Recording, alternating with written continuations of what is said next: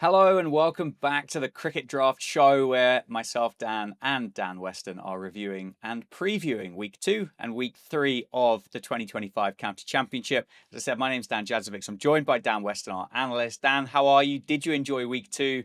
How's your fantasy team looking? Yeah, hey Dan. Good to be back and loved game week 2. I was in the top 600 for the week, so I'm buzzing with that. Despite not again for the second week running, not having anyone in the game week 2 dream team, so it's a good solid team performance from my boys. Yeah, well, I think you've made some ground. You've made some ground. I didn't have quite as good of a game week 2 as I had game week 1, but we'll have a little bit of a look back on game week 2 for starters. But if you're new around here, subscribe to the channel, drop us a like, and share this with other cricket draft players that you might think will find this useful and enjoyable.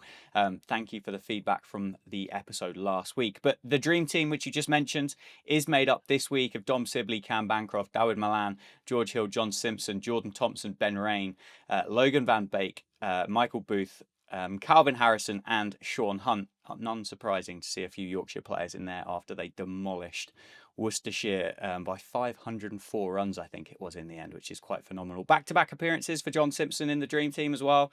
Kind of feels like he could be a bit of a banker for a wicketkeeper at a good price as well. But who was your player pick from game week 2? Who stood out? Good or bad? Completely your call as to how you want to spin this. Yeah, no, I think I'm going to go for the good because I obviously had a decent week. I think for me, I'm just been really happy with my James Rue pick, which was a slight differential at the start of the tournament, but probably has become a bit more popular now. Another 270 this week. It looks great value at 7 million. So come jump on the James Rue bandwagon, everyone. He's a good price. He's a good price. And I mean, John Simpson as well. He's 7.4 million. There's not a huge amount of difference between the two of them. Both fantastic wicket keepers. My pick from game week 2, and ironically, as a player that didn't even play, but it's Craig Overton. He's 7.9 million. He's somebody that I think a lot of people, including myself, would have had as a kind of a pivotal point in their cricket draft teams, and I was one of those. He was named in the squad by Somerset to travel to Hove, and then missed out on the 11. So I was scratching around at 10:30 Friday morning trying to find out how I could balance this team and who I could bring in as a replacement. As it was, I decided not to use another substitute and bought Safe Save off my bench, who had a pretty good day out against Lancashire. So I got covered quite well there. But to go from 230 points from Craig Overton in that first week to 0 in the second, I think it is going to be a bit of a challenge this year, just trying to manage how you're going to, or how counties are going to use their fast bowlers. I think that's going to be a tough one. Yeah, absolutely. And on that subject of Craig Overton as well. So he was in my game week 1 team, and at about quarter to 11, I was scrabbling around looking for team combos because I had to replace him. I ended up bringing in Ryan Higgins for him in the end, but actually that's only part of the story because I had to jettison because of the extra change I had to make with Overton going out. I had to jettison my idea of bringing in Logan Van Beek for Tom Scriven, which cost me a good couple of 100 points. So yeah, it's a case of what may have been, I think.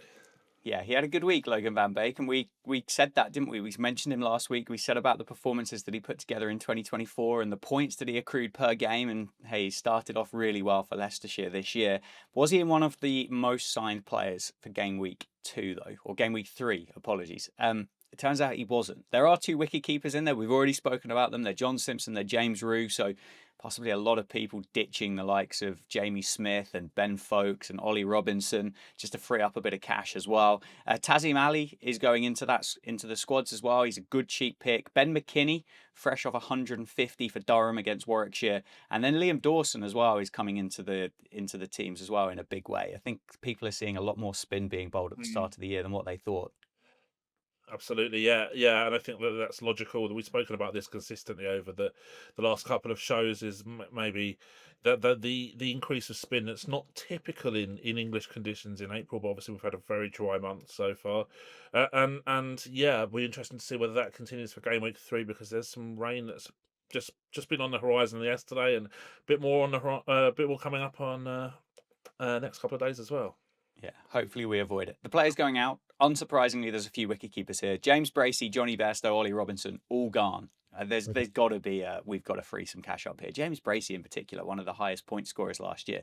Keith Dudgeon, who unfortunately is his season's done with Kent, he's injured, and Archie Vaughan makes his way out of people's teams as well, which a little bit of a surprise maybe for a guy at the top of the order who can bowl and is a little bit of a cheaper option as well. But hey, if you want to keep up on these ins and outs and team of the weeks and new signings and predicted 11s and things, make sure you are following the Cricket Draft across all the socials, on Instagram, on Twitter, on YouTube, on TikTok, and everything is there that you might need.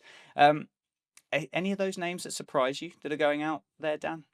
Probably Vaughan a little bit, I would have said, because of that match involvement potential that he has as a second spinner for Somerset and be opening the batting. I mean, the upside, the ceiling compared to the price, I think is pretty good. But I understand as well. You know, people are looking to the big point scorers so far, and they're jumping. I say jumping on the bandwagon of a couple of people probably. So yeah, there's some hot stocks and some not so hot stocks. Yeah, well, some of the stocks that might not be quite so hot are actually some of the more expensive players. There's six, or of the top six most selected players, only one has got over 300 points, and three of them are 8.4 million or more. Higgins, Sam Cook, Liam Dawson.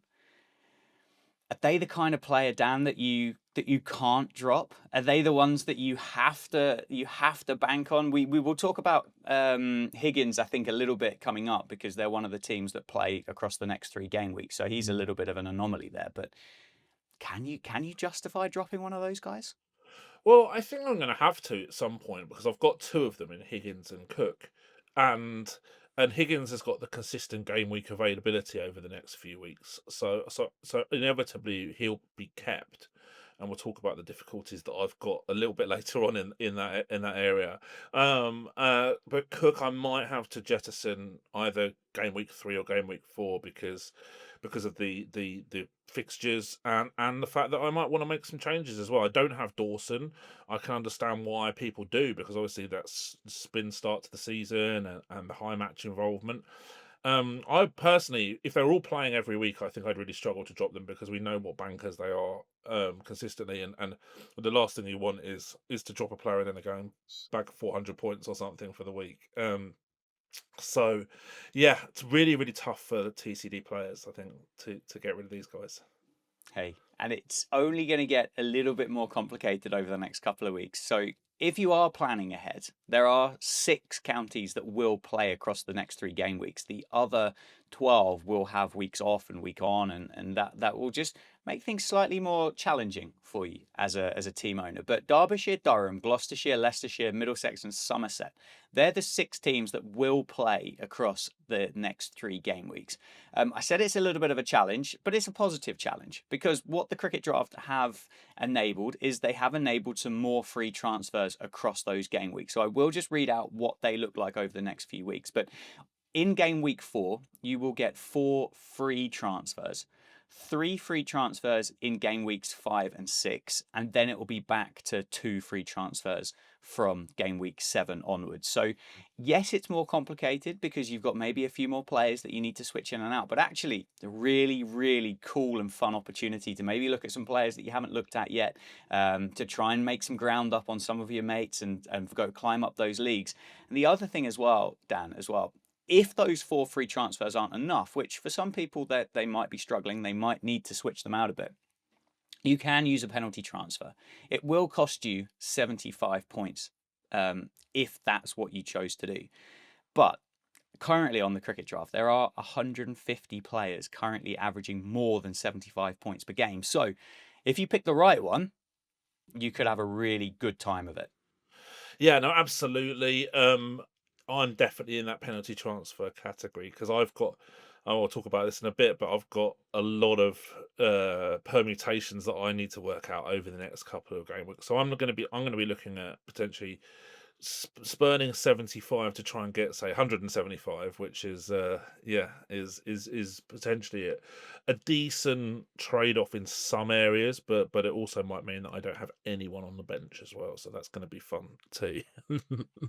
You just have to keep an eye out at 10:30 in the morning. Tom Banton, Yes. the player of the week last week, game week 1, 510 points against Worcestershire, and then returned -14 against Sussex. So not the best week 2 for Tom Banton.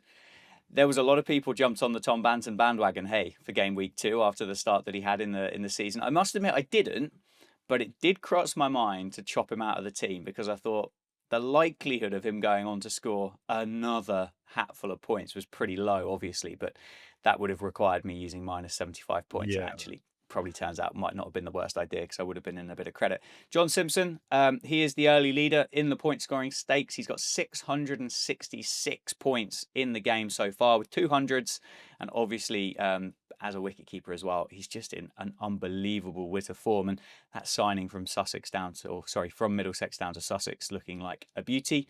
Jack Leaning, he bowled 12 overs for Kent. If that's something that you might be looking for there, is a bit more match involvement. Michael Booth got runs for Warwickshire as well, and Graham Van Buren got 23 overs in for Gloucestershire. So there are players out there that don't quite fit the all-rounder category, but you can get a few extra bonus points in there. Yeah. What kind of advice would you give to players that are looking for those kind of players in particular? And are any of those three, do they stand out for you as good options? Well, I think for me the key for looking for these type of players is the match involvement side of things. So if you've got a frontline bowler who bats in the top 8, that's instant high match involvement probably. And if you've got a batter who typically bowls, say, 10 plus overs per innings, or 10 or 15 in the match or something like that, then you've got some really, really good scope for high ceiling game weeks if the cards fall in your way. Another one, Dan Lawrence, I think, is a batter. I think so, and he's been bowling because Surrey don't tend to like that frontline spinner. Last year they used Will Jacks, so yeah, that's something to consider as well for another player, but a higher end price. Now, out of those three, I've already got Booth in, but on the bench, so he got 322 points and didn't have an impact for me. If only I'd used that bench boost, I would have been ahead of you, Dan. So yeah. So yeah, that was a shame, but obviously, as you said, there's plenty of other options. And on that Tom Banton point that you mentioned earlier, I think that it was definitely an iffy one in terms of jumping on the bandwagon for him, because I've seen it so many times. Batters play, like, epic innings, and then they are absolutely shattered for the next week, and often prone to injury as well. So it would have been a really difficult one for me to look to trade in Tom Banton, and a few people probably did get stung a little bit with that one. Yeah, I think they probably did, myself included. But I was there. I was there early. I was on the Tom Banton train early. I didn't jump on it. Differentials, Dan. There are so many to have a look at, and that, I think, is the beauty of the championship for the cricket draft, is the fact that there are so many players playing each week that you really can separate yourself out from other teams and make up points and really kind of have a huge leap up the tables. And I think that's exciting because it feels like you're never out of it. But if we have a look at some of those players from last week, we've had Carl Verena, Cam Bancroft, Logan Van Beek, Sean Hunt, and Calvin Harrison all came in for their first games of the 2025 season. And the worst you would have done there is Carl Verena with 202 points. Logan Van Beek, that you just mentioned, 285 points. Cam Bancroft, 290. Sean Hunt, 314. And Calvin Harrison, who's on loan from on loan from Nottinghamshire to Northamptonshire, 532 points for the leg spinner. So keep your eyes open because these players exist, and there are some new faces for game week 3. Ben Sears, we expect to come in for Yorkshire. Matt Revis as well is in contention to come back for Yorkshire. Anderson Phillip, who did play against Northamptonshire, but he has had his visa issues sorted out and is available for Lancashire. And then Dane Patterson is expected to return for Middlesex. There are some cheap options as well, Dan. But of those new faces, any of those that I know, Dane Patterson's high on your shopping list, isn't he? I know he is. I know he's someone that you're looking for. Yeah, definitely, because obviously he'd done really, really well over years in Division 1 for Notts, and now he's dropping down to Div 2 for Middlesex. And Middlesex look an all right-ish group this year, I think. So I don't think he'll be in a struggling team over a long period of time. So he's definitely someone I would consider. I've got 1.5 million in the bank that I haven't touched, so it's all ready for Dane to come in and make a big impact. Perfect. Cheap options as well. Kai Smith, 4.3 million. He scored 256 points last week. Michael Booth, again on your bench, 4.8 million. He's only owned by 1.5% of players. Sonny Baker, he's one of my players, 5 million, 15% owned though, so it's slightly higher there. And Sol Budinger as well. That's an interesting pick. 5.3 million. In the 2 games that he's played so far, 125 and 175 points for Leicestershire. Injuries, Keith Dudgeon, I said he's done for the season for Kent. David Beddingham, he's hurt his toe. And Brett D'Oliveira has dislocated his thumb, and Jack Carson, unfortunately, has split his spinning finger. Right, Dan. Just to round off this week's episode, with all of that information that we've just gone through and thrown at everybody that's watched it, what changes are you going to be making for game week 3? Really good question. So I've got 6 free transfers across the next 2 game weeks, but 7 players without a game week 4 Ouch. appearance. Yeah, I can move one from the bench in Ben Geddes, so he might come in at some point. And the rest of my bench all have absent game week on game week 4. So my picks this week are going to be focused on easing out the players who have no game on game week 4. With that in mind, I've got, let's say, 1.5 million that I haven't used, so I can splash the cash a little bit. Probably, I would say one pick that I'll make will be John Turner out for Dane Patterson, most likely. I can't commit to it, but that's something that I'm definitely pretty much considering. But then it's a case of which other which other player I move out ahead of a really hectic challenge on game week 4. Yeah, it's a tough balance, isn't it? It really is. My big issue that I've got in my squad so far is I bought Chase Simmons in from Warwickshire, 4.3 million on my bench because he had a pretty good year in 2024, but hasn't yet been given the opportunity to go and play this summer. And with the rise of Michael Booth, I think the likelihood of him coming in is getting lower. So Mm. it'll be really important for me to replace Chase Simmons with somebody that's going to pick up some points on the bench. Who that might be yet, I don't know, if I'm completely honest. The other one as well that's there, I bought in Anderson Phillip right at the last minute because Will Williams didn't play for Lancashire against Mm. Northants. So I just kind of did a straight swap. But so far, Lancashire have been, well, they've been pretty disappointing, I think, across the course of the championship so far. So he is another player that's on the chopping block. And I mean, Calvin Harrison, 532 points. There was a lot of spin bowled at Derbyshire last year for Northamptonshire. Could see him out doing another big job there. So, look, thank you so much for watching, Dan. Thank you so much for your time. Good luck for game week 3 to you. Good luck to game week 3 for everybody that's watched. Let us know what changes you're going to be making. Let us know what you think of the episode and what you might like to see included for game week 4. But good luck this weekend, and we'll see you next week.